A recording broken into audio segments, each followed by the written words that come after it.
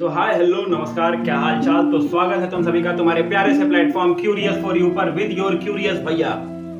तो आज हम लोग एक नए चैप्टर का इंट्रोडक्शन उठा रहे हैं और इस चैप्टर में काफी बच्चों को दिक्कतें आ रही हैं और कुछ बच्चों ने हमसे बोला भी कि सर ट्राइंगल के चैप्टर का इंट्रोडक्शन हमें समझाइए और इस चैप्टर को हम मजेदार तरीके से समझाएंगे। ध्यान से देखना, बढ़िया से देखना, मन से देखना, मजा आ जाएगा और यूं समझ में आ जाएगा। ठीक है, तो शुरू करते हैं अपना ये इंट्रोडक्शन पार्ट। इंट्रोडक्शन पार्ट से पहले मैं तुमको ये बता दूं तुम्हारे जानकारी के लिए और तुम्हारे बुद्धिमानी के लिए कि ट्राइंगल एक बहुत ही आसान चैप्टर है जो तुमको बहुत ही हार्ड लगता है। ठीक है, देखना कैसे।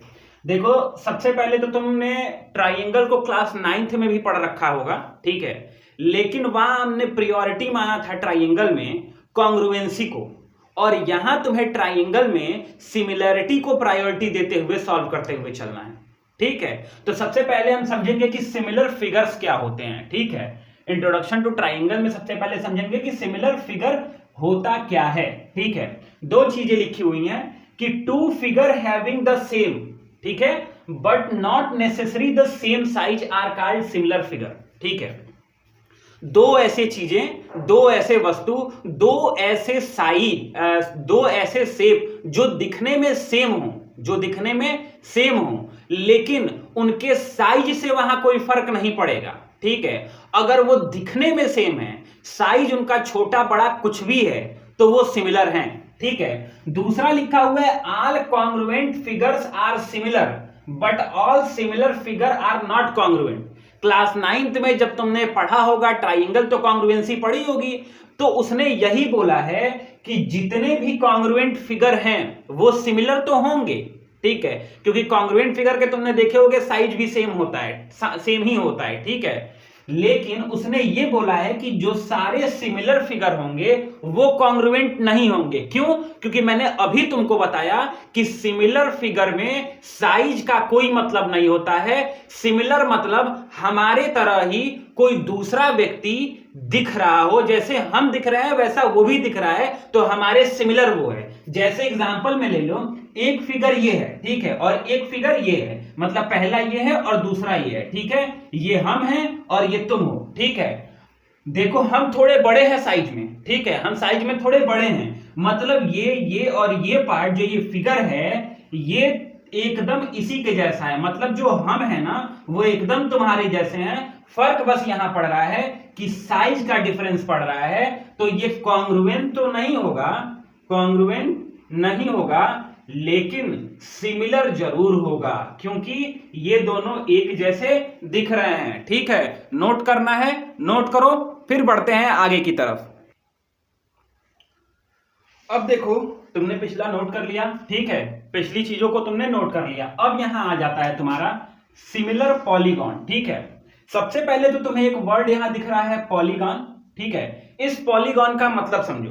पॉलीगॉन वो फिगर होता है, वो फिगर होता है, ठीक है, जो एक क्लोज्ड फिगर होता है। क्लोज्ड फिगर का मतलब क्या है कि उस जो क्लोज फिगर का जो सारे साइड्स होंगे वो स्ट्रेट होंगे। मान लो ये एक फिगर है, जैसे यहां देखो, यहां देखो, ये एक फिगर है, ठीक है, ठीक है, इसके ये एक पॉलीगॉन है। पॉलीगॉन का मतलब इसके जो सारे क्लोज साइड के फिगर होंगे, जो साइड्स होंगे वो स्ट्रेट होंगे, और जो इस फिगर के अंदर बन रहा है एंगल, वो एंगल या तो 3 हो या तो 3 से ज्यादा हो। मतलब इस फिगर में 3 एंगल बनने चाहिए मिनिमम और मैक्सिमम 3 से ज्यादा।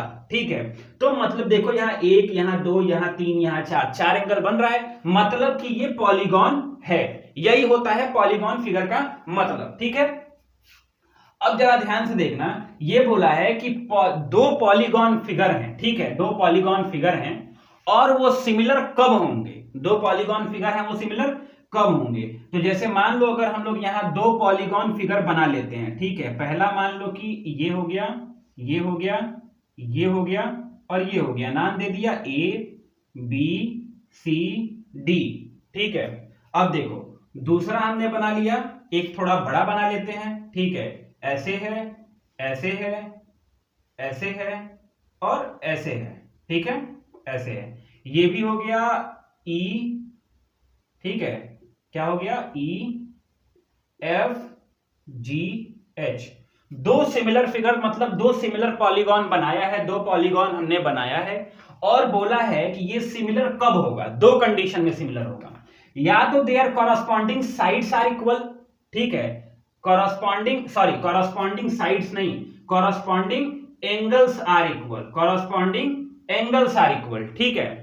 या तो इसके जो कॉरस्पॉन्डिंग एंगल हैं वो इक्वल हो जाएं, या तो the length of their corresponding sides are equal, या तो जो इसके कॉरस्पॉन्डिंग साइड्स का लेंथ है वो इक्वल हो जाए। कहने का मतलब ये है कॉरस्पॉन्डिंग एंगल से मतलब ये है जरा ध्यान से देखना कि अगर एंगल ए एंगल 3 के बराबर हो गया, अगर एंगल बी, ठीक है, एंगल एफ के बराबर हो गया, अगर एंगल सी, ठीक है, एंगल सी, ठीक है, ये मैंने 3 बनाया है इसलिए क्योंकि ये एंगल जो सामने वाले हैं वो बराबर हो, ये इसके इक्वल है, ठीक है।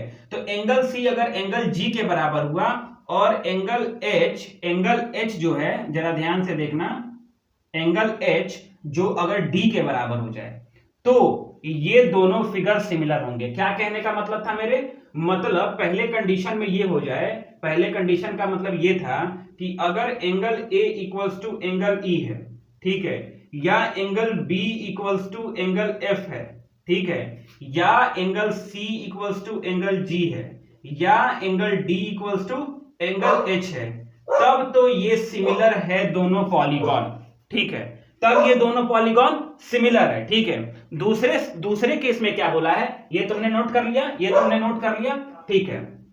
दूसरे में क्या बोल रहा है, दूसरे में ये बोल रहा है कि या तो पहले में तो बोल दिया कि या तो एंगल इक्वल हो जाए, ठीक है, समझ गए नू, अरे बुद्धि तो है कि एंगल इक्वल हो गए, चारों एंगल एक दूसरे के इक्वल हो गए तो दोनों ट्राइंगल सिमिलर हो गए, ठीक है। हमारा 2 हाथ उसका भी 2 हाथ, मतलब हमारे बॉडी में हम दोनों के पास 2-2 हाथ है, तो ये हमारे अंदर सिमिलैरिटी है कि तुम्हारे पास 4 हाथ है, अगर 4 हाथ होगा तब तो तुम मनुष्य ना ही होगे, ठीक है, तब तुम मनुष्य ना ही होगे, और तुम मनुष्य हो हमको पूरा विश्वास है, ठीक है।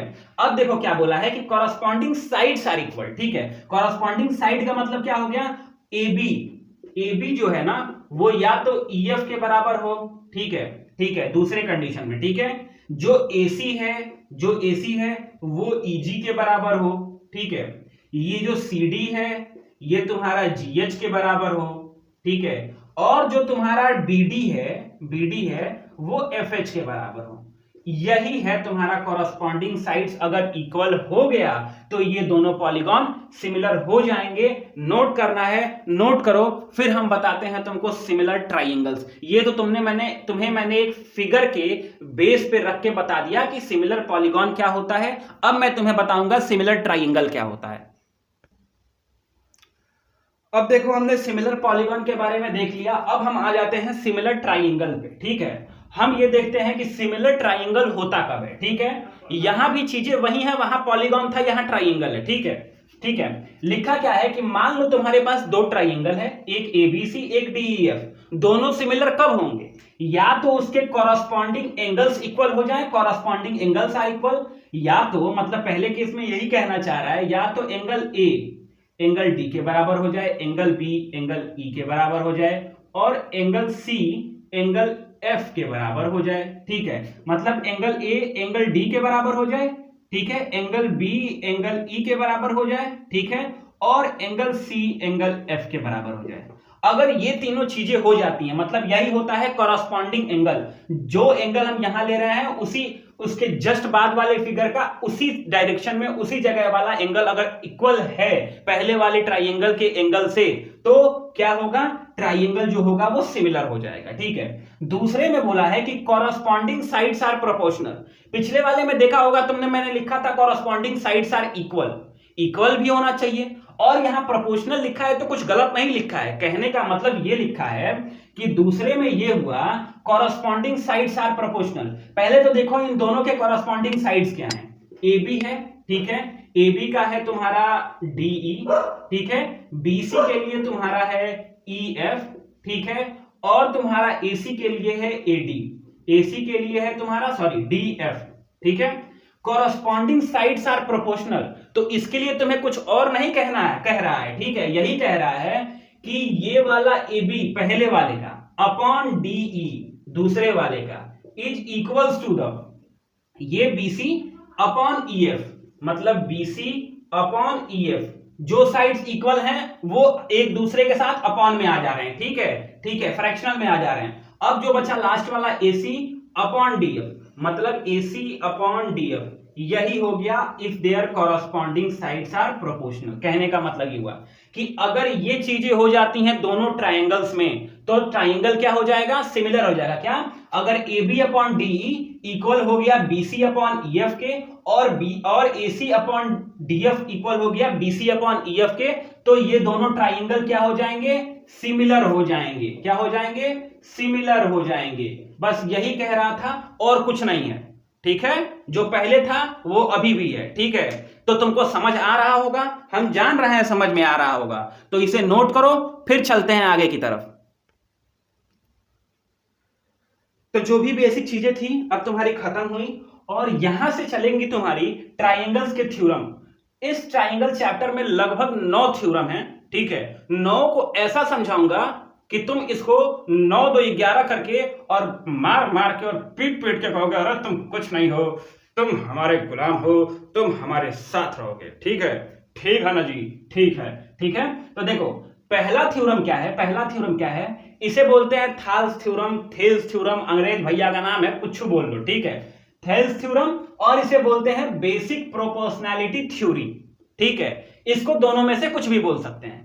लिखा क्या होता है, इतना बड़ा लाइन देख के तुम डर जाते हो पहले ही कि लिखा क्या है, ठीक है। लिखा है if a line drawn parallel to one side of a triangle, ठीक है, to intersect the other two sides, distinct point the other two sides are divided in the same ratio.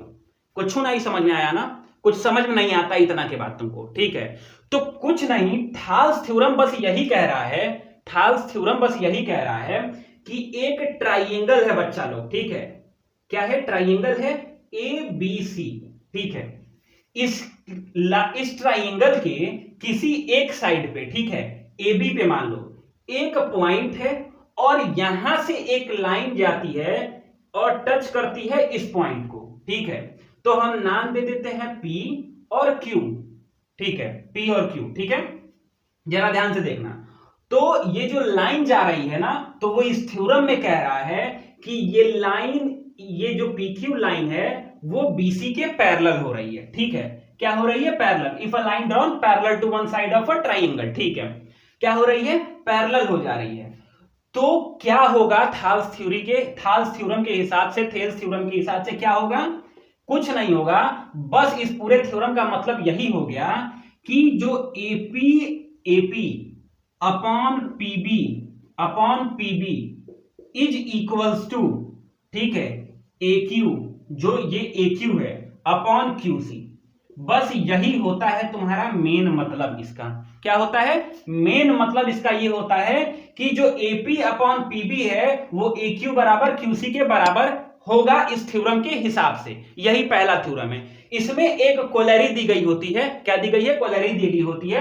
Cholerae का मतलब समझ लो, कोलेरी है, ज्यादा उसके बारे में ब्रीफ ना समझो, ठीक है। बस ये समझो कि इसके साथ एक कोलेरी दी जाती है जिसे तुम क्वेश्चन में यूज करते हो, और इसी थ्योरम का वो पार्ट है। क्या है, जरा देखना, यहीं साइड में लिख दे, क्या यहीं साइड में लिख देते हैं। जो कोलेरी दी गई होती है, जो कोलेरी दी गई होती है, यहां लिख रहे हैं एंड करके, ठीक है। जो कोलेरी होती है वो ये बताती है इस थ्योरम के हिसाब से, ये क्या मैंने मिटा दिया क्या अपने हाथों से, वाह वाह वाह वाह, ठीक है।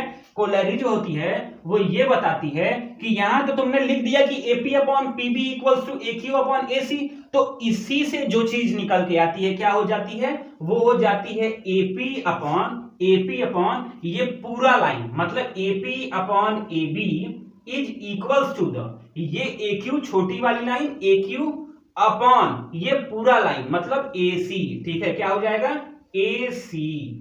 समझ गए, मतलब इस थ्योरम के हिसाब से तुम समझ लो, मेनली थेल्स थ्योरम यही कहता है कि एक ट्राइंगल है, यहां से हमने इसके एक साइड से पॉइंट लिया और एक लाइन ड्रॉ किया दूसरे साइड के एक पॉइंट पे, तो वो जो PQ है BC के बराबर हो गया, तो AP upon PB equals to AQ upon QC होगा, और इससे जो कोलेरी बनती है वो होती है AP अपॉन ये पूरा AB इक्वल होता है AQ अपॉन ये पूरे AC के बराबर।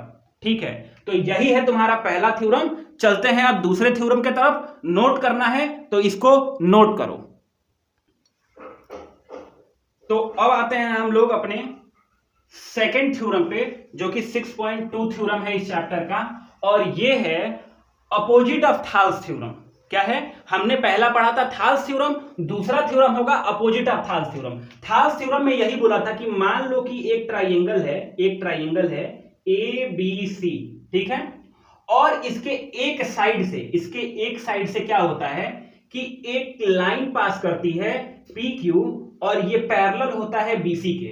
तो जब पैरेलल होता है BC के तो AP upon PB equals to AQ upon QC हो जाता है। ठीक है, लेकिन यहां पे क्या बोला है, जस्ट इसका अपोजिट बोला है।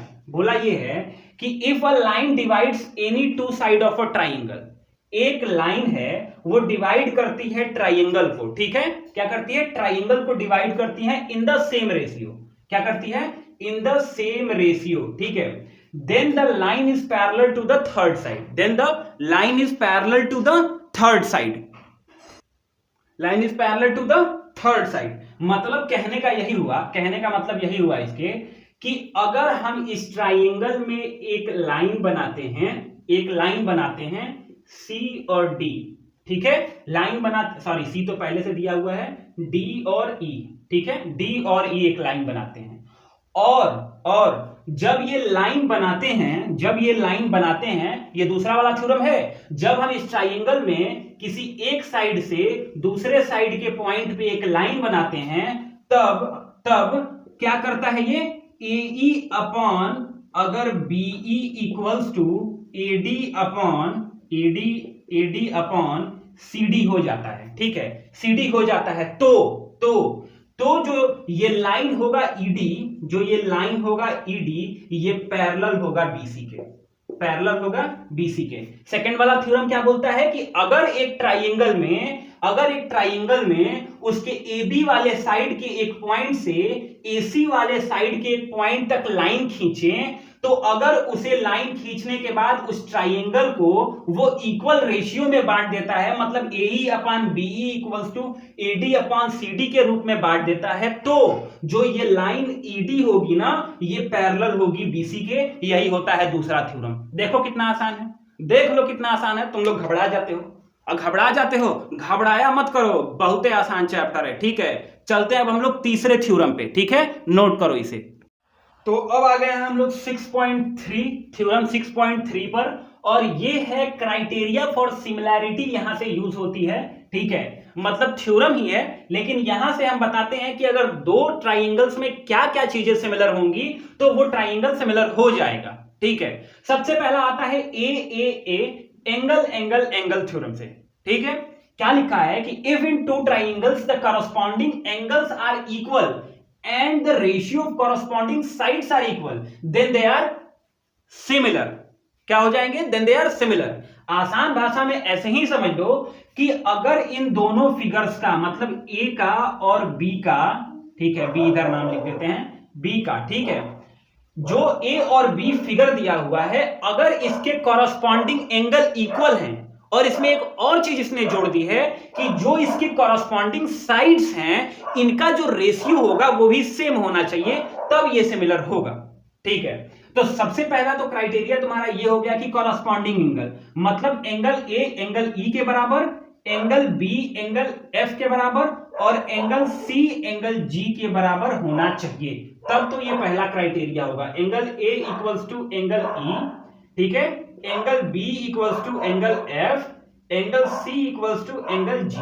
ठीक है, एक तो ये क्राइटेरिया हो जाना चाहिए। दूसरा क्या बोला कि कॉरस्पॉन्डिंग साइड्स का जो रेशियो होगा बच्चा लोग, वो इक्वल होना चाहिए। तो देख लो कॉरस्पॉन्डिंग साइड्स का रेशियो क्या होता है। कॉरस्पॉन्डिंग साइड्स मतलब AC का EG, तो हम यहां लिख देंगे AC upon EG is equals to CB upon FG is equals to, ठीक है, AB अपॉन EF मतलब ये जब क्राइटेरिया होगी और ये क्राइटेरिया होगी तो ये दोनों ट्राइंगल सेम हो जाएंगे। देखो कैसे सेम होगा। ठीक है, यहां लिखा हुआ है AC अपॉन EG, तो AC की वैल्यू 4 है और EG की वैल्यू तुम्हारी 8 है। ठीक है, EG इक्वल्स टू CB की वैल्यू तुम्हारी क्या है 6 है और FG की वैल्यू तुम्हारी 12 है। ठीक है, इक्वल्स टू AB की वैल्यू तुम्हारी 2 है, AB की वैल्यू तुम्हारी 2 है और EF की वैल्यू तुम्हारी 4 है। जरा ध्यान से देखना, 4 1 जा 4, 4 2 जा 8, 6 1 जा 6, 6 2 जा 12, 2 1 जा 2, 2 2 जा 4। मतलब तीनों क्या आ गया, तीनों आ गया तुम्हारा 1/2 इक्वल्स टू 1/2 इक्वल्स टू 1/2। मतलब जो कॉरस्पॉन्डिंग साइड का रेशियो आ गया बच्चा वो भी इक्वल आ गया। मतलब यही कहने का है मेरे कि एंगल जो कॉरस्पॉन्डिंग एंगल्स हैं वो बराबर होने चाहिए और कॉरस्पॉन्डिंग साइड का रेशियो बराबर होना चाहिए, तो ये एंगल से ये दोनों ट्राइंगल सिमिलर हो जाएंगे। ठीक है, नोट करो। इसी 6.3 में एक और चीज है वो भी मैं तुम्हें बताता हूं, नोट करो पहले इसे। इसी थ्योरम में जो दूसरी चीज थी वो क्या है, एंगल से हम प्रूव कर सकते हैं कि जो दो ट्राइंगल है वो क्या है, सिमिलर है। मान लो एक ट्राइंगल ये है, ठीक है, और एक ट्राइंगल ये है। ठीक है, ABCEFG। ठीक है, दोनों को तुम्हें सिमिलर प्रूव करना है। तो एक ये भी क्राइटेरिया होता है, इसमें क्या लिखा हुआ है कि if two angles of one triangles are respectively equal to the angle of another triangle then they are similar. कुछ बुझाया? कुछ नहीं बुझाया तो बस तुम इतना समझो कि अगर किसी भी दोनों ट्राइंगल का मान लो कि इस ट्राइंगल का एंगल ए एंगल ई के बराबर है, एंगल ए एंगल ई के बराबर है। ठीक है, और एंगल बी एंगल एफ के बराबर है, एंगल बी एंगल एफ के बराबर है, तो ये जो ट्राइंगल है पहला, मतलब ए और बी जो ट्राइंगल है, ये दोनों ए इज सिमिलर टू बी हो जाएगा। अब पूछोगे क्यों, वहां तो तीनों एंगल होगा तो सिमिलर होगा, यहां दो ही एंगल हो जा रहा है तो कैसे सिमिलर हो जा रहा है? तो भैया परमात्मा नहीं भैया, तुम लोग क्या लायक हो अब तुम ही जानो। ठीक है, क्या लिखा हुआ है कि दो एंगल बराबर है, तो तुम्हें पता है ये बात कि ट्राइंगल के अंदर का जो डिग्री होता है, एंगल होता है, उन तीनों एंगल्स का सम होता है बच्चा 180 डिग्री। ठीक है, 180 डिग्री, इसका एंगल और इसका एंगल मिला के हम सम करेंगे तो वो हो जाता है 180 डिग्री।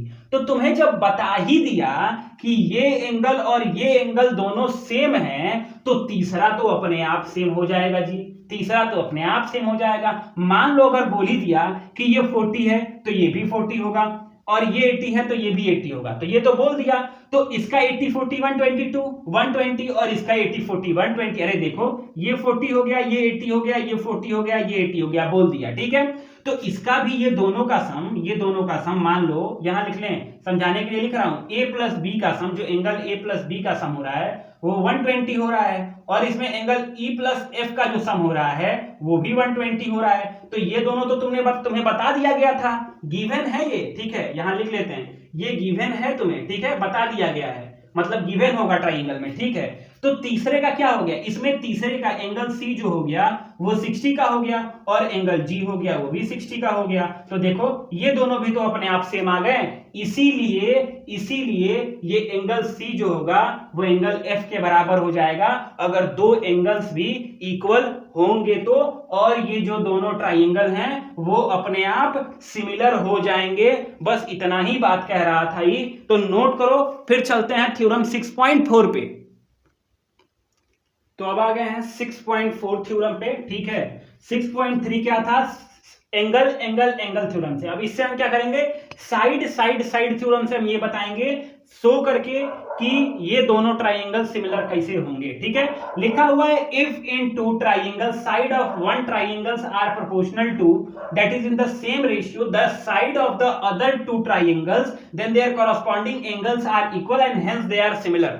यही पढ़ लेते होगे और आता नहीं होगा कुछ समझ में तो मेरा बात ध्यान से सुनो। लिखा ये है कि अगर दो ट्राइंगल दिए गए हैं, पहला ये दूसरा ये, ठीक है, पहला ये दूसरा ये, ठीक है, और बोला है कि अगर जो उनके कॉरस्पॉन्डिंग साइड का रेशियो है, मैंने कॉरस्पॉन्डिंग साइड बताया ना अभी क्या होता है कॉरस्पॉन्डिंग साइड, ए बी का corresponding F G, B C का कॉरस्पॉन्डिंग जी एच, ए सी का कॉरस्पॉन्डिंग एफ एच, यही होता है ना। तो अगर इनके कॉरस्पॉन्डिंग साइड्स का रेशियो, ठीक है, सेम होता है, ठीक है, मतलब इन द सेम रेशियो, मतलब प्रोपोर्शनल होते हैं, तो इनका जो कॉरस्पॉन्डिंग एंगल होता है, कॉरस्पॉन्डिंग एंगल होता है वो भी बराबर हो जाता है। तो ये दोनों अपने आप सिमिलर हो जाते हैं। कैसे, जरा ध्यान से देख लो। पहले क्या बोला है कि कॉरस्पॉन्डिंग साइड्स मतलब A B upon F G, ठीक है, equals to B C upon G H होना चाहिए और A C equals to A C upon F H होना चाहिए। यही होना चाहिए, ठीक है। तो यहां तुम करके देख लो हो रहा है कि नहीं। ए बी की वैल्यू है 2, ठीक है, एफ जी की वैल्यू है तुम्हारी 4 इक्वल्स टू, अब देखो ए सी और बी सी की वैल्यू है 6 और जी एच की वैल्यू है 12 और इक्वल्स टू ए सी की वैल्यू है 4 और एफ एच की वैल्यू है 8। 2 1 जा 2, 2 2 जा 4, 6 1 जा 6, 6 2 जा 12, 4 1 जा 4, 4 2 जा 8। जरा ध्यान से देखना, ये 1/2 इक्वल्स टू 1/2 इक्वल्स टू 1/2, मतलब इसके कॉरस्पॉन्डिंग साइड्स का जो रेशियो है, कॉरस्पॉन्डिंग साइड्स का जो रेशियो है वो क्या आ गया, बराबर आ गया। जब बराबर आ गया इसके कॉरस्पॉन्डिंग साइड्स का रेशियो, तो जो एंगल ए है वो एंगल एफ के बराबर हो जाएगा। क्या हो जाएगा, एंगल ए एंगल एफ के बराबर हो जाएगा, एंगल बी एंगल जी के बराबर हो जाएगा, ठीक है, और एंगल सी तुम्हारा एंगल एच के बराबर हो जाएगा। क्या हो जाएगा, एंगल एच के बराबर। और जब ये दोनों क्राइटेरिया तुम्हें दिख जाएंगे तो ये समझ जाना कि ये दोनों ट्राइंगल क्या हो गए, सिमिलर हो गए। मतलब पहला ट्राइंगल जो था वो सिमिलर हो गया, सिमिलर टू सेकेंड ट्राइंगल, ठीक है, ये हो गया फर्स्ट और ये हो गया सेकेंड ट्राइंगल। मतलब पहला ट्राइंगल जो क्या हो गया, सेकेंड ट्राइंगल से सिमिलर हो गया। कब, जब उसके कॉरस्पॉन्डिंग साइड्स का रेशियो और उसका कॉरस्पॉन्डिंग एंगल बराबर हो गया। तो नोट करो, फिर बढ़ते हैं 6.5 थ्योरम पे। तो अब हम आ गए हैं 6.5 थ्योरम पे। देखो ये है SAS, जिसको लेते हैं हम सांस।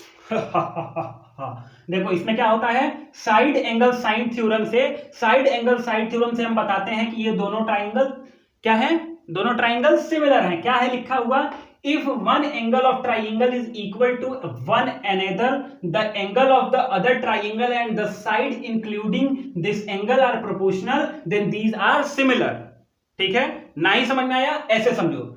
जैसे इसमें दे दिया है कि जो एंगल सी है, ठीक है, जो एंगल सी है वो एंगल जी के बराबर है। अगर इस ट्राइंगल, दोनों ट्राइंगल में बता दिया, गिवन है कि एंगल सी एंगल जी के बराबर है, और जो इस एंगल से दोनों साइड जुड़े हैं, ये दोनों साइड जो जुड़े हुए हैं वो साइड क्या है, प्रोपोर्शनल है। मतलब इनका जो रेशियो क्या है, सेम है। मतलब पहला कंडीशन ये, दूसरा ये हो गया कि जो AC अपॉन एफ जी,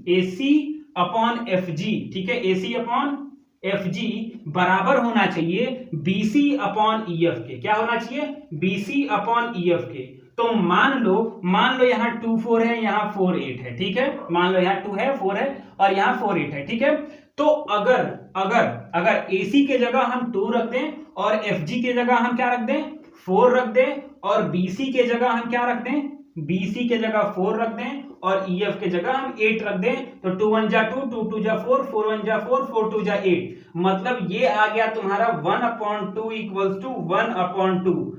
कहने का मतलब मेरा यही है कि अगर ये क्राइटेरिया और ये क्राइटेरिया अगर तुम्हें मिल जाता है इन दोनों ट्राइंगल्स में, तो ये ट्राइंगल्स क्या हो जाएंगे, ट्राइंगल्स आर सिमिलर। ठीक है, क्या क्या क्राइटेरिया तुम्हें मिलने चाहिए एसएएस में कि इसका जो एंगल बराबर है, कॉरस्पॉन्डिंग एंगल जो बराबर है, जैसे मान लो एंगल सी एंगल जी के बराबर तुम्हें मिल गया, ठीक है, और उसी एंगल से जो दोनों साइड अटैच हैं वो दोनों साइड के जो कॉरस्पॉन्डिंग साइड्स हैं उनका जो प्रोपोर्शनल है, मतलब जो उनका रेशियो है वो सेम आ रहा है, मतलब तो क्या हो जाएगा तुम्हारा, इसका मतलब कि ये दोनों ट्राइंगल्स सिमिलर हैं। यही है तुम्हारा 6.5 थ्योरम। अब चलते हैं 6.6 थ्योरम के तरफ, तो इसको फटाक से नोट करो।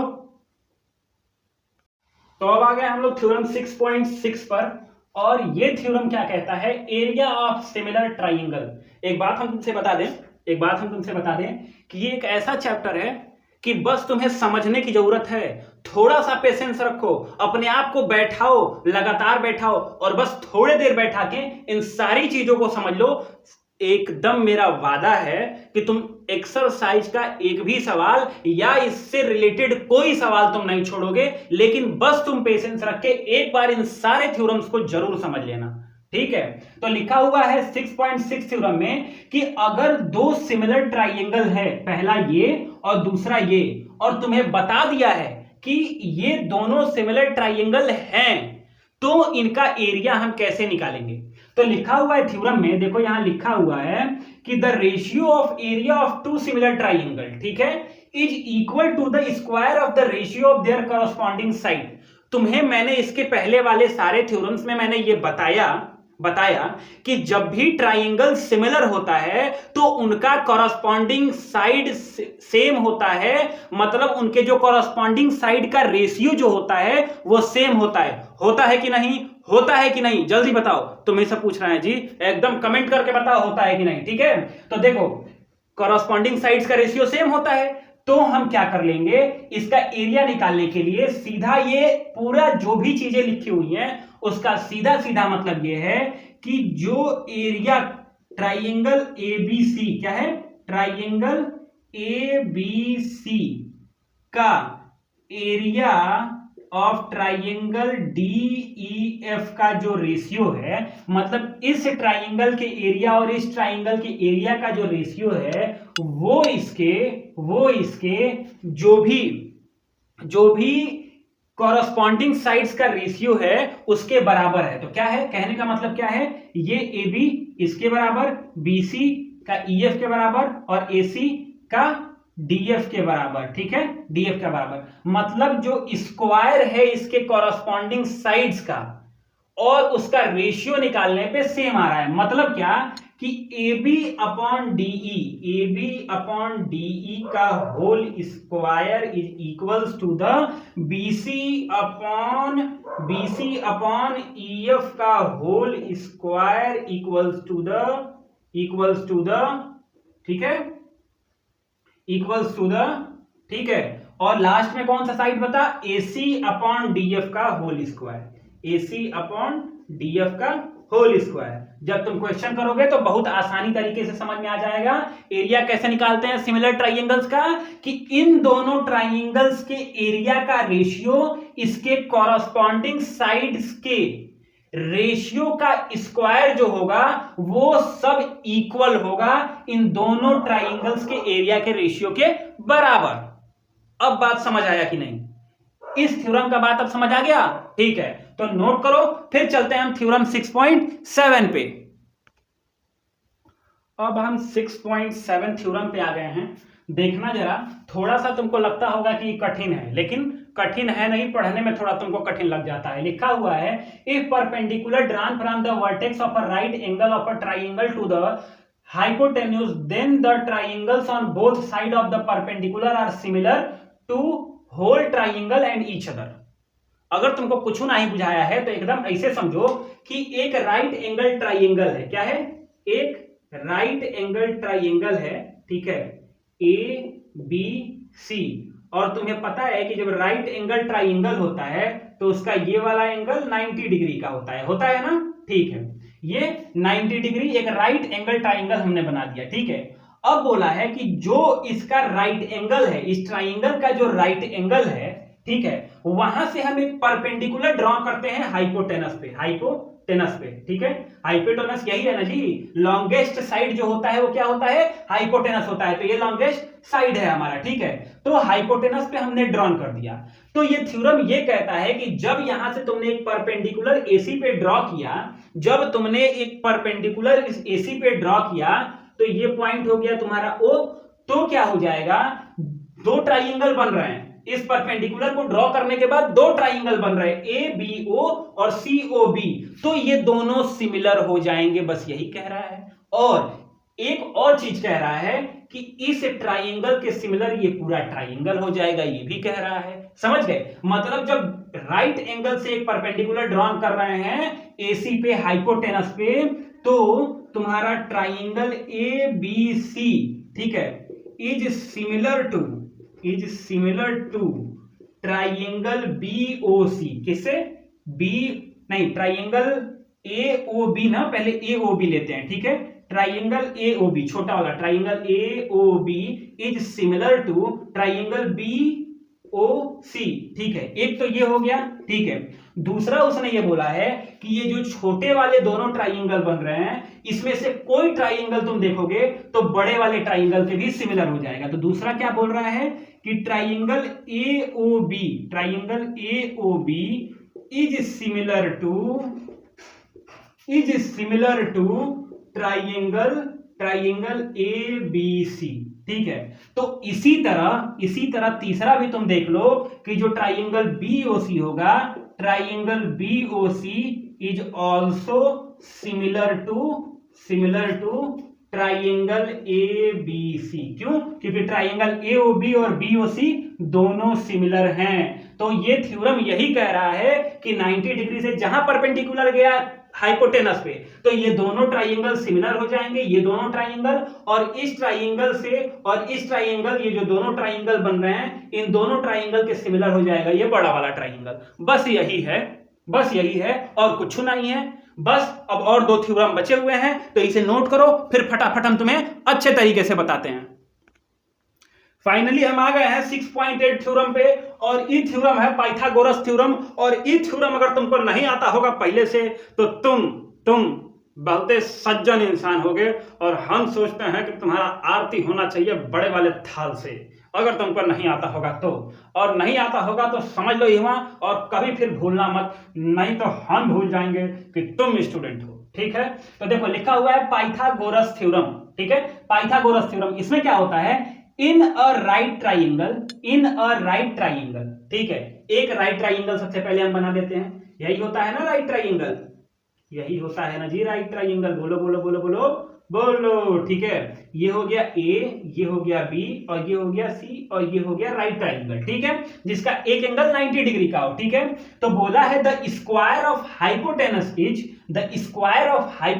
Is equal to the sum of square of the other two sides, ठीक है, अदर टू साइड्स, ठीक है। मतलब क्या बोला है कि जो इसके हाइपोटेनस का स्क्वायर है, हाइपोटेनस मतलब लॉन्गेस्ट साइड का मतलब AC जो है तुम्हारे इस ट्राइंगल का लॉन्गेस्ट साइड है, इसलिए AC हाइपोटेनस हो जाएगा।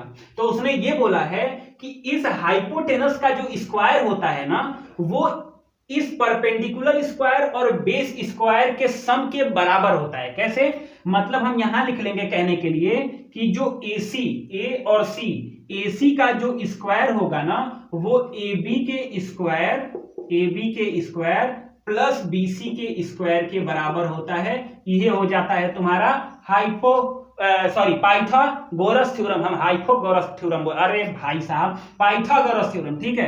पाइथागोरस थ्योरम मतलब हाइपोटेनस का square equals to perpendicular square plus base का स्क्वायर, यही होता है तुम्हारा पाइथागोरस थ्योरम। तुमने पहले भी पढ़ा होगा, हम जरूर जान रहे हैं, नहीं पढ़ा होगा तो तुमने पहले का क्लास नहीं पढ़ा होगा। क्यों जी, सही बात है नू। अब हम आ जाते हैं इसके बाद लास्ट थ्योरम पे। नोट करना है तो नोट करो, फिर चलते हैं इसके अगले वाले थ्योरम पे। अब आ गए हैं हम लोग लास्ट वाले थ्योरम पे, 6.9 थ्योरम पे। तो ये पाइथागोरस थ्योरम का ही एक तरह से मिलता जुलता भाई है, ठीक है। जो तुमने पाइथागोरस थ्योरम पढ़ा उसी का ये एक भाई है, जो कुंभ मेले में गायब हो गया था, फिर हमने इसको खोज कर ला दिया, ठीक है। 6.9, ठीक है। हमने नहीं लाया, किसी ने लाया, हम बताने जा रहे हैं भैया हम नहीं लाए हैं, ठीक ठीक है, तो देखो लिखा हुआ है in a triangle if the square of one side is equal to the sum of other two side the angle opposite to the first side is right angle और 90 डिग्री। ठीक है, एक ट्राइंगल है, ये थ्योरम ये कह रहा है कि एक ट्राइंगल है, ठीक है, उसका कोई एक साइड का स्क्वायर, किसी एक साइड का स्क्वायर, ठीक है, मान लो हमने ले लिया कि BC का स्क्वायर, अगर इसके दोनों और एंगल, जो दो अदर एंगल बच रहे हैं, उसके स्क्वायर के सम के बराबर है, ठीक है, मतलब AB का स्क्वायर प्लस AC के स्क्वायर के सम के बराबर है, ठीक है, AC का स्क्वायर और इन दोनों के सम के बराबर है ये BC का स्क्वायर। तो जो BC के सामने वाला एंगल होगा ना, जो BC के सामने वाला एंगल होगा, एंगल BAC, ये राइट एंगल होगा। राइट एंगल का मतलब 90 डिग्री होगा, मतलब जो एंगल BAC होगा ये हो जाएगा तुम्हारा राइट एंगल। यही कहता है ये थ्योरम कि अगर किसी एक साइड का स्क्वायर उसके अदर दो साइड के स्क्वायर के सम के बराबर है, तो जो पहला साइड हमने लिया है उसके अपोजिट, जस्ट अपोजिट जो एंगल बनेगा वो राइट एंगल बनेगा और वो 90 डिग्री का होता है राइट एंगल। तो धन्यवाद, मुझे आशा और उम्मीद है कि तुम समझ गए होगे और तुम क्वेश्चंस को फटाफट लगा लोगे। तो बाय बाय, ख्याल रखो, मिलते हैं नेक्स्ट लेक्चर में नए वीडियो के साथ और नए एनर्जी के साथ। सब्सक्राइब करते रहो और वीडियो को आगे बढ़ाते रहो, बस तुम्हारा प्यार ही हम लोगों का विश्वास है। Bye bye.